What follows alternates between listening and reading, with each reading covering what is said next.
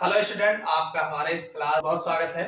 उम्मीद करते हैं आप लोग अच्छे होंगे। चलिए बच्चों, आज की क्लास में क्लास 11 का जो आपका सेकंड चैप्टर है परमाणु संरचना। परमाणु संरचना का स्टार्टिंग करने वाले हैं और आज की क्लास में हम इलेक्ट्रॉन, प्रोटॉन्स और न्यूट्रॉन्स क्या होते हैं ये सब आपको इस तरीके से दिमाग में बैठ जाएगा कि आपका अच्छे से तैयार हो जाएगा। चैनल पर नए हो तो सब्सक्राइब कर लेना और अपने यार दोस्तों के साथ ज्यादा से ज्यादा शेयर करिएगा। चलिए शुरुआत करते हैं।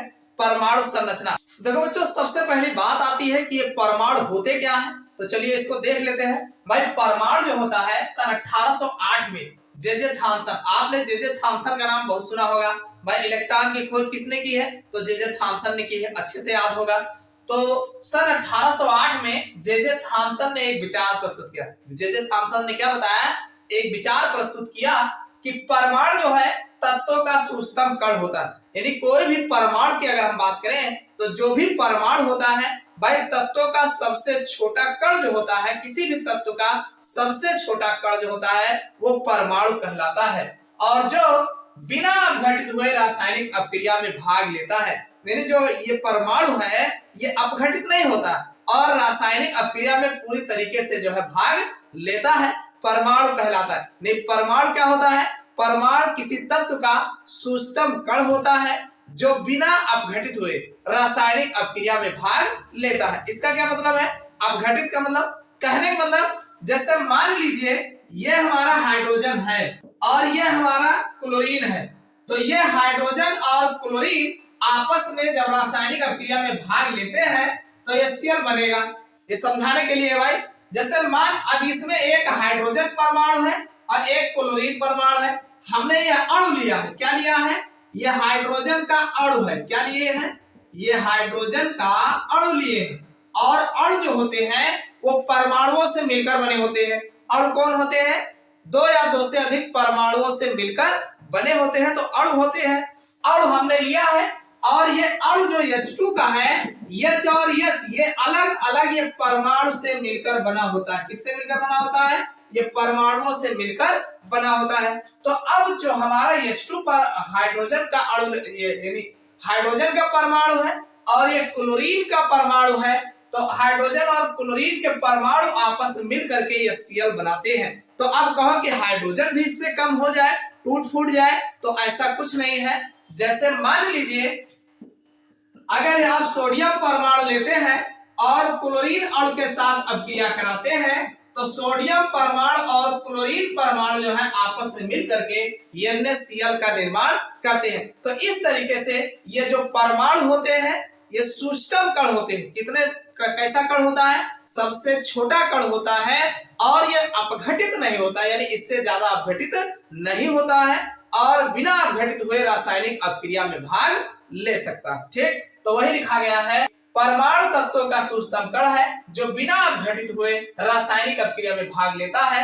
इसमें दो प्रकार के कण पाए जाते हैं। ये जो परमाणु होता है, पूरा हमारा जो परमाणु होता है, यह इस परमाणु में दो प्रकार के कण पाए जाते हैं। अब ये परमाणु में दो प्रकार के कण कौन कौन से होते हैं? तो एक को अस्थायी कण कहा जाता है और दूसरे को अस्थायी कण बोला जाता है। अब ये अस्थायी और अस्थायी कौन है? चलिए इनको भी जान लेते हैं। देखो बच्चों, अगर परमाणु में जो कण पाए जाते हैं ये दो प्रकार के होते हैं। एक तो अस्थायी कण होता है, दूसरा अस्थायी।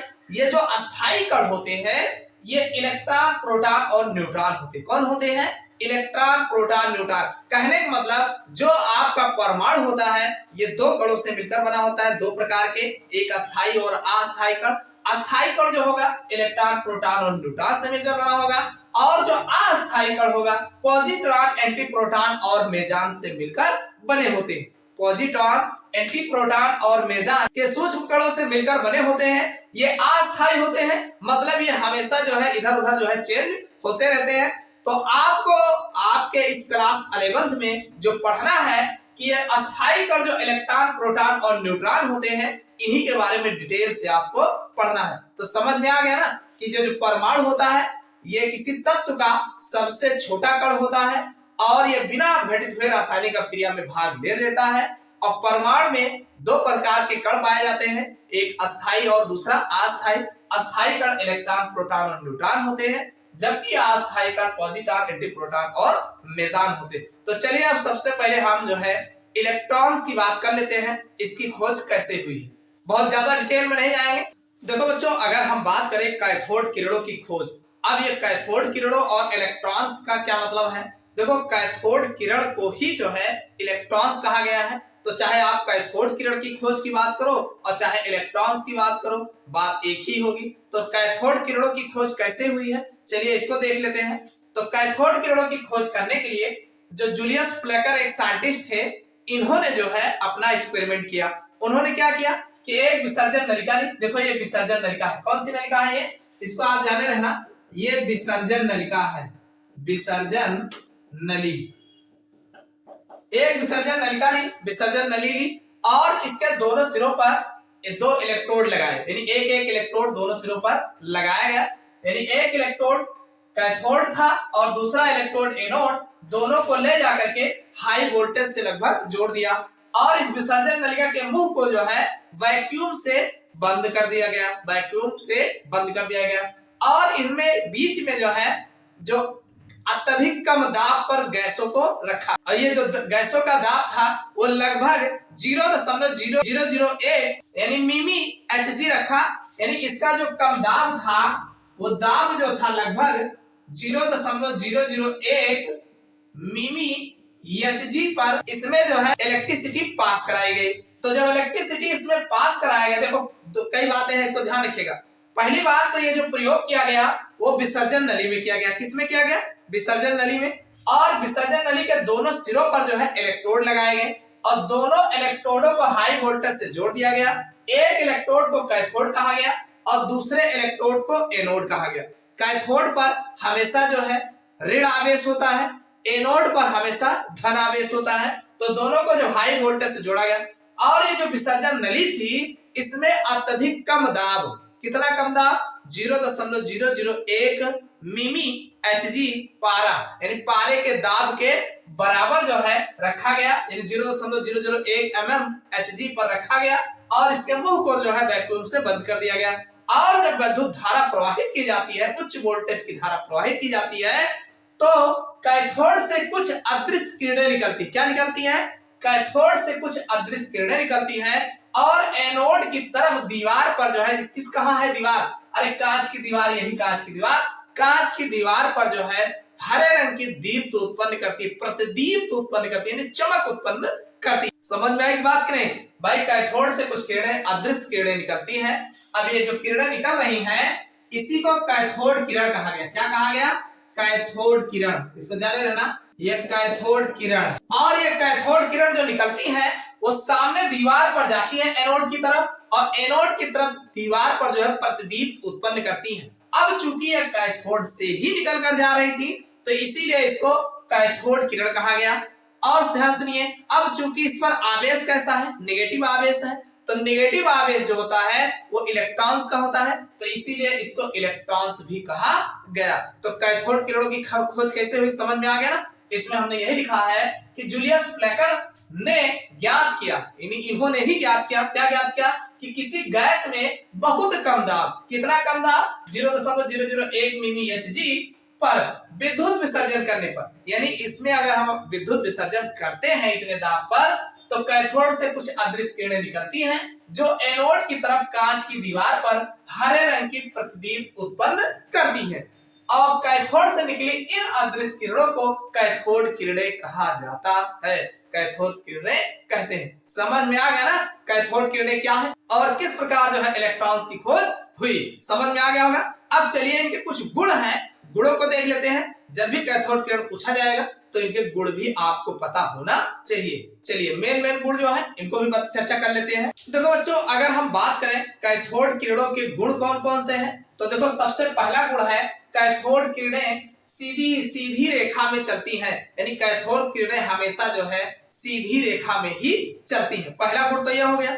दूसरा गुण यह है कि कैथोड किरणें सूक्ष्म कणों से मिलकर बनी होती हैं, यानी जितनी भी कैथोड किरणें होती हैं, जो भी कैथोड किरणें होती हैं, वो सब सूक्ष्म कणों से मिलकर बनी होती है। समझ में आ गई। कैथोड किरणें पहली बात तो सीधी रेखा में चलती हैं और दूसरी बात जो है सूक्ष्म कणों से मिलकर बनी होती है। और तीसरी बात यह है कि कैथोड किरणें विद्युत तथा चुंबकीय क्षेत्र में विक्षेपित हो जाती है। और कैथोड किरणें जो होती हैं ये विद्युत या चुंबकीय क्षेत्र में अगर गुजारा जाता है तो ये विक्षेपित हो जाती हैं, मतलब ये अपने मार्ग से मुड़ जाती है। भाई आप जानते हैं कैथोड किरणों पर ऋणात्मक आवेश होता है। कैसा आवेश होता है? ऋणात्मक आवेश होता है।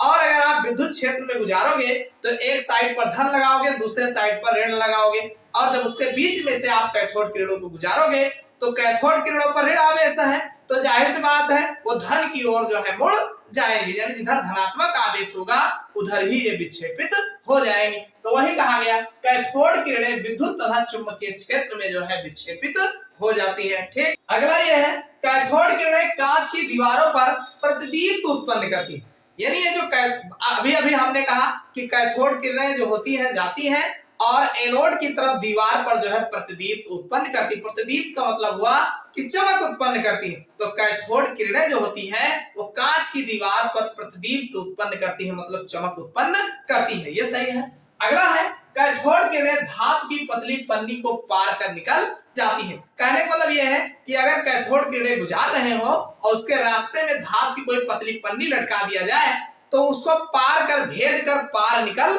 जाती है। ये गुण याद रखिएगा, यानी कैथोड किरणें जो हैं धातु की पतली पन्नी को भेद कर पार निकल जाती है। समझ में आ गई? और अगला है कैथोड किरणें गैसों को आयनित करती है।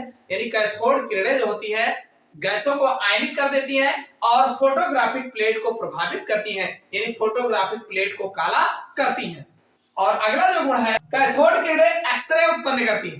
भाई कैथोड किरणें में एक्सरे उत्पन्न करने की क्वालिटी होती है, गुण होता है, जिसके लिए इसका उपयोग जो है एक्स किरणों के रूप में किया जाता है। तो ये इनके मेन गुण है जो आपके एग्जाम में कहीं ना कहीं कोई भी परीक्षा अगर आप देते हैं तो अक्सर यहाँ से जो है क्वेश्चन पूछ बनता है। भाई कैथोड किरणें सीधी रेखा में चलती हैं, ये तो ठीक है। कैथोड किरणें सूक्ष्म कणों से मिलकर बनी होती है, भाई ये भी सही है। कैथोड किरणें विद्युत तथा चुंबकीय क्षेत्र में विक्षेपित हो जाएंगे, क्यों नहीं होंगी? कैथोड किरणों पर ऋण आवेश है, धन की ओर ऑटोमेटिक मुड़ जाएंगे। और अगला है कैथोड किरणें कांच की दीवारों पर प्रतिदीप्त उत्पन्न करती, मतलब चमक उत्पन्न करती हैं। और कैथोड किरणें धातु की पतली पन्नी को पार कर निकल जाती है। और अगला है कैथोड किरणें गैसों को आयनित कर देती हैं और फोटोग्राफिक प्लेट को काला कर देती हैं। और अगला है कैथोड किरणें एक्स किरणें उत्पन्न करती हैं, यानी एक्सरेज उत्पन्न करती हैं। समझ में आ गया? समझ में आ गया होगा। चलिए अब एनोड किरणें क्या होती हैं इनको भी जान लेते हैं। देखो बच्चों, अगर हम बात करें प्रोटॉन की खोज कैसे हुई है, या इसी का दूसरा नाम है काइनाल किरणें। ध्यान रखना, काइनाल नाम रखने का एक रीजन है। क्या रीजन है देखते हैं।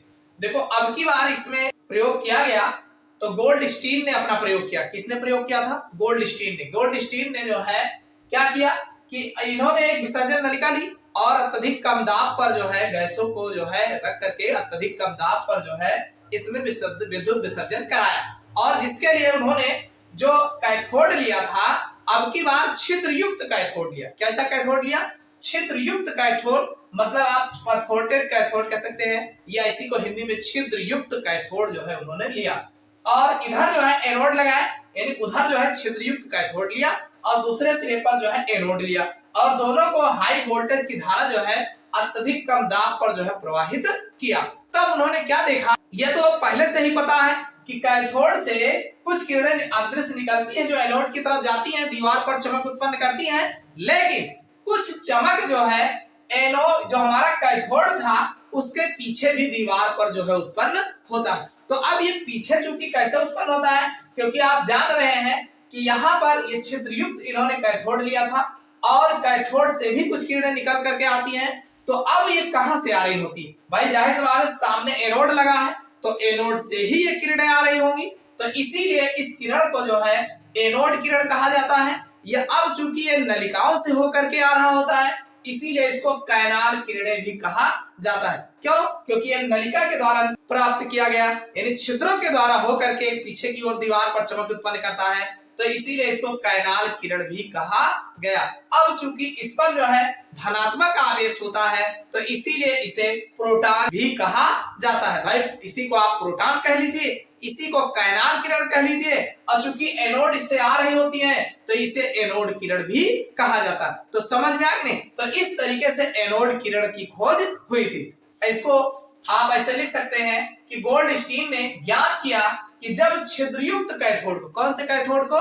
छिद्रयुक्त कैथोड को विसर्जन नली में अल्प दाब पर, देखो हमेशा अल्प दाब ही लिया जाता है, अल्प दाब पर गैसों में विद्युत विसर्जन कराते हैं, गैसों में विद्युत विसर्जन कराते हैं तो कैथोड के पीछे दीप्त उत्पन्न होती है, यानी कैथोड के पीछे भी दीप्त उत्पन्न, चमक उत्पन्न होती है। और उन्होंने अपने प्रयोगों द्वारा सिद्ध करके बताया, भाई जो जूलियस गोल्डस्टीन थे, इन्होंने अपने प्रयोग द्वारा सिद्ध करके बताया कि कैथोड के छिद्रों से होकर कोई किरण कैथोड के पीछे जाकर दीप्त उत्पन्न करती है। इन किरणों को कैनाल किरणें कहा गया। कौन सी किरण कहा गया? कैनाल किरण कहा गया। क्यों? क्योंकि ये छिद्रों से होकर जा रही है। भाई छिद्रों से होकर जाएगी तो छिद्र को कैनाल कहते हैं, नाल बोलते हैं, इसीलिए इसको कैनाल किरण कहा जाता है। जे थॉमसन जो साइंटिस्ट थे, इन्होंने 1897 में इन किरणों को धन किरणें क्या कहा गया? इसी को धन किरण कहा गया, क्योंकि ये धनात्मक कणों से मिलकर बनी होती है। तो समझ में आ गया होगा कि धन किरणों की खोज कैसे हुई, या जो है कैनाल किरणें किसे कहते हैं, और एनोड किरण क्या होती है, अच्छे से समझ में आ गया होगा किस प्रकार से हुई है। चलिए अब इसके भी कुछ गुण है, इनके गुण को जान लेते हैं। चलिए बच्चे, जो कैनाल किरणें होती हैं, इनके कौन कौन से गुण हैं, चलिए जान लेते हैं। तो देखो, धन किरणों के गुण कहो, चाहे कैनाल किरणों के गुण कहो, चाहे एनोड किरणों के गुण कहो, बात एक है। देखो इनके जो गुण हैं, जो आपके कैथोड किरणों के गुण थे, उनके गुण से मिलते जुलते हैं, सेम है, बस थोड़ा सा कहीं कहीं पर जो है विपरीत कर देना है, बाकी सेम है। क्या करना है? पहला गुण तो वही हो जाएगा कि धन किरणें सीधी रेखाओं में चलती हैं, यानी जैसे कैथोड किरणें सीधी रेखा में चलती हैं, वैसे धन किरणें भी सीधी रेखा में चलती हैं। दोनों तैयार हो गया, एक याद हुआ तो दोनों याद हुआ। अगला, यह किरणें विद्युत तथा चुंबकीय क्षेत्र में विक्षेपित हो जाती हैं, किंतु इनके मुड़ने की दिशा कैथोड किरणों से विपरीत होती है। एनोड किरणें होती हैं, ये भी विद्युत तथा चुंबकीय क्षेत्र में विक्षेपित हो जाती हैं, कैथोड किरणें भी हो रही थी, लेकिन जो ये किरणें मुड़ती है विद्युत तथा चुंबकीय क्षेत्र में, तो कैथोड के विपरीत मुड़ती है। कैथोड किरणें भाई ऋणात्मक होती है, धन की ओर मुड़ती है, तो एनोड किरणें धनात्मक होती हैं, तो ये ऋण की ओर मुड़ती है। किसकी ओर मुड़ती है? ऋण की ओर। ध्यान देना, इसको दिमाग में बिठा लेना, भाई ये धनात्मक किरणों से मिलकर बना है, तो हमेशा ये ऋण की ओर जो है मुड़ती है। समझ में आ गया? चलो अगला है, धन किरण भी फोटोग्राफिक प्लेट को काला कर देती है। भाई जैसे ऋण किरण जो है फोटोग्राफिक प्लेट को काला करती है, एक्सरे उत्पन्न करती है, सेम वैसे धन किरण भी जो है फोटोग्राफिक प्लेट को काला कर देती है। और अगला है, यह किरणें भी धातु की पतली पन्नी को पार कर निकल जाती है, यानी जो कैथोड किरणें भी धातु की पतली पन्नी को पार कर निकल जा रही थी, तो एनोड किरणें भी धातु की पतली पन्नी को पार कर निकल जाती हैं, लेकिन इनकी जो भेदन क्षमता होती है वो कैथोड किरणों की अपेक्षा कम होती है। बस इतना ध्यान रखना, यानी धन है तो धन वाला थोड़ा कम होता है। ठीक, अगला है, इनका वेग कैथोड किरणों से कम होता है, यानी इनका जो वेग होता है, स्पीड होती है, वो कैथोड किरणों की अपेक्षा कम होता है, ध्यान रखना। अगला है, यह किरणें प्रतिदीप्त और स्फुरदीप्त उत्पन्न करती। भाई कैथोड किरणें भी कर रही थी, ये भी जो है प्रतिदीप्त और स्फुरदीप्त उत्पन्न करती। तो ये भी इनके मुख्य गुण है। समझ में आ गया होगा एनोड किरणें या धन किरणों के बारे में। चलिए अब न्यूट्रॉन की खोज कैसे हुई है, इनको भी जान लेते हैं, बड़ा ही आसान। चलिए बच्चों, न्यूट्रॉन को जान लेते हैं। न्यूट्रॉन क्या होते हैं? तो न्यूट्रॉन की खोज किस प्रकार से हुई है, पहले इसको जानते हैं। भाई चैडविक, जो एक चैडविक थे, आप जानते हैं, चैडविक बताया था कि चैडविक ने 1932 में ज्ञात किया कि यदि हल्के तत्व, देखो जो हल्के तत्व होते हैं जैसे बेरिलियम है, बोरान है, ये सब हल्के तत्व होते हैं, कि यदि हल्के तत्वों पर अल्फा कण का फार्मूला पता है? नहीं पता है, तो He4 होता है। अल्फा कणों की बमबारी की जाए तो इनसे भेदिक किरणें निकलती है, इनसे भी जो है भेदिक किरणें कुछ ना कुछ निकलती हैं। ये किरणें विद्युत उदासीन होती। अब ये जो किरणें निकलती हैं, प्राप्त होती हैं, ये विद्युत उदासीन होती है, जिन पर कोई आवेश नहीं होता है, विद्युत, और ये विद्युत उदासीन कणों से मिलकर बनी होती है, जिन्हें न्यूट्रॉन कहा जाता है। कैसे? चलो देख लेते हैं। जैसे मान लीजिए ये हमारा बेरिलियम है, बेरिलियम का परमाणु क्रमांक 4 होता है और परमाणु भार 9 होता है। इस पर अगर हम 2He4, यानी ये अल्फा कण है, ये कौन है? ये हमारा बेरिलियम है, और ये हमारा अल्फा कण है, ये कौन है? अल्फा कण। ठीक, अब इस पर जब आप क्रिया कराएंगे तो ये आपका जो बनेगा, भाई परमाणु क्रमांक 4 और 2 जोड़ोगे 6 हो जाएगा। 6 कार्बन का होता है और कार्बन का परमाणु भार 12 होता है, तो 9 4 13 है, तो ये हो जाएगा 0 और ये हो जाएगा N1। इसी को तो न्यूट्रॉन कहा गया। इसी भाई 0 N1, ये हमारा कार्बन में चेंज हो गया, किसमें? कार्बन। भाई जो हमारा बेरिलियम था इस पर जब अल्फा कण की बमबारी, देखो 4 और 2 परमाणु क्रमांक 2 परमाणु क्रमांक 4 2 6 हो गया, 6 कार्बन का होता है तो ये कार्बन हमने लिख दिया, और 9 4 13 होता है और कार्बन का परमाणु भार 12 होता है, एक यहाँ लगा दिए तो 0n1 जो है ये भी न्यूट्रॉन। चलो दूसरा देख लेते हैं ना, समझ में आया? जैसे ये बोरान है, ये 5 होता है, परमाणु भार 10 और इस पर भी जो है 2He4 अल्फा कण की बमबारी कराएंगे, ये हमारा बोरान है, बोरान। और इस पर कराओगे तो 5 2 7 7 जो होता है नाइट्रोजन का होता है और 10 4 14, यहाँ पर इसका 13 लिया गया है और ये जो है 0n1 ये भी जो उत्पन्न करता है, तो इसको जो है न्यूट्रॉन कहा गया। क्या कहा गया? न्यूट्रॉन। तो समझ में आ गया होगा कि जब हम हल्के तत्व होते हैं, जो हल्के तत्व जैसे बेरिलियम बोरान आदि पर जो है अल्फा कणों की बमबारी कराते हैं, बौछार कराते हैं, तो इनसे भी कुछ किरणें उदासीन निकलती हैं जिन पर कोई आवेश नहीं होता है। इन और ये जो है विद्युत उदासीन कणों से मिलकर बनी होती हैं, इन्हीं किरणों को जो है न्यूट्रॉन कहा जाता है। समझ में आ गया? इसकी खोज किसने की है? तो इसकी खोज चैडविक ने किया। इतना समझ में आ गया हो तो अब बात देखो इलेक्ट्रॉन प्रोटॉन न्यूट्रॉन। चलिए तीनों को हम जो है एक टेबल बना करके इनके कौन से गुण है, कितना आवेश होता है, सबको अच्छे से देख लेते हैं। देखो बच्चों, अगर हम प्रमुख मूल कणों की बात करें तो इसमें इलेक्ट्रॉन प्रोटॉन न्यूट्रॉन के बारे में डिटेल से हमने इसमें बताया। चलिए इसको देख लेते हैं। पहला है इलेक्ट्रॉन। तो इलेक्ट्रॉन जो होते हैं इनके जो खोज करता है जे थॉमसन को माना जाता है। क्या कौन है? जे थॉमसन है और इन्होंने 1897 में जो है इसके बारे में बताया था। और इसको लिखा कैसे जाता है? इसको ई लिखा जाता है या -e करके 0 लिख दिया जाता है इस टाइप से, या ई के ऊपर ऋणावेश लगा दिया जाता है। तीनों तरीके से भी इसको लिखा जा सकता है। भाई इसको भी लिखा, ऐसे भी लिख सकते हो, ऐसे भी लिख सकते हो, ऐसे यानी ई भी लिख सकते हो, -1 ई 0 कर लिख सकते हो, ई माइनस लिख सकते हो, तीनों में से कोई भी यूज कर सकते हो। और इस पर अगर हम आवेश की बात करें तो इसका एक इकाई ऋण आवेश होता है, यानी यूनिट ऋण आवेश होता है।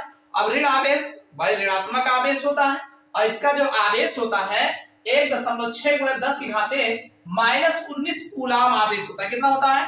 1.6 × 10 -19 कूलाम आवेश होता है और ये ऋणात्मक होता है। ठीक, अगर इसके हम द्रव्यमान में बात करें केजी में कितना द्रव्यमान होता है तो 9.1 यानी 9.10393 × 10 किलोग्राम में जो है इसका द्रव्यमान होता है। और इसके अगर एटॉमिक मास यूनिट में बात किया जाए तो जो एटॉमिक मास यूनिट में होता है 0.005486 जो है एटॉमिक मास यूनिट में इसका द्रव्यमान होता है। चलिए इसी तरीके से प्रोटॉन की अगर हम बात करें तो खोजकर्ता जो है रदरफोर्ड है, जो 1919 में जो है इन्होंने खोज किया था। और इसको जो है प्रतीक P द्वारा भी लिखते हैं, P1 भी लिखा जा सकता है। और इस पर एक इकाई धनावेश होता है। भाई प्रोटॉन है तो धनावेश होना स्वाभाविक है। और इसका जो आवेश होता है 1.6 × 10 - 19 कूलाम का आवेश धनावेश होता है। और इसका अगर द्रव्यमान किलोग्राम में देखा जाए तो 1.6762 × 10 - 27 किलोग्राम होता है। और एटॉमिक मास यूनिट में 1.007276 जो है एटॉमिक मास यूनिट होता है। समझ में आया? और इसी तरीके से अगर हम न्यूट्रॉन की बात करें तो जेम्स चैडविक जो थे इन्होंने 1932 में इसकी खोज की थी। और इसको n से भी लिखते हैं, 0n1 भी लिख सकते हो। और ये उदासीन कणों से मिलकर बने होते हैं, इनमें कोई आवेश नहीं होता है। और 1.67 × 493 × 10 - 27 किलोग्राम ये इसका जो है किलोग्राम में द्रव्यमान इसका होता है। और इसका एटॉमिक मास यूनिट में 1.008665 जो है इसका एटॉमिक मास यूनिट होता है। तो समझ में आ गया होगा इलेक्ट्रॉन प्रोटॉन न्यूट्रॉन की खोज किसने की, किस सन में की, इन पर आवेश क्या होते हैं, इनका प्रतीक क्या है, इनका द्रव्यमान क्या है। एक फार्मूला आप जानते हैं, ईंट पर नाचे, ईंट पर नाचे, इसका नाम सुना होगा आपने, ईंट पर नाचे। ई से इलेक्ट्रॉन, से टॉमसन नहीं थॉमसन है, ठीक है। और पा से प्रोटॉन और रा से रदरफोर्ड ने किया था। ठीक, इसी तरीके से ना से न्यूट्रॉन और चा से चैडविक ने किया था। देखो चैडविक हो गए, रदरफोर्ड हो गए, प्रोटॉन इलेक्ट्रॉन का जे थॉमसन हो गए। तो थॉमसन को टॉमसन यहाँ लिखा गया। तो ईंट पर नाचे यानी पहले टॉमसन बोला जाता था, टॉमसन लिखा भी जाता था, लेकिन अब टॉमसन को थॉमसन करके लिखा जाता है। तो उम्मीद करता हूँ इलेक्ट्रॉन, प्रोटॉन, न्यूट्रॉन समझ में आ गया होंगे, अच्छे समझ में आया होगा। ये वीडियो आपको कैसा लगा कमेंट करके जरूर बताइएगा। चैनल पर नया हो सब्सक्राइब कर लेना, अपने यार दोस्तों के साथ शेयर करिएगा। फिर मिलते हैं अगले क्लास में।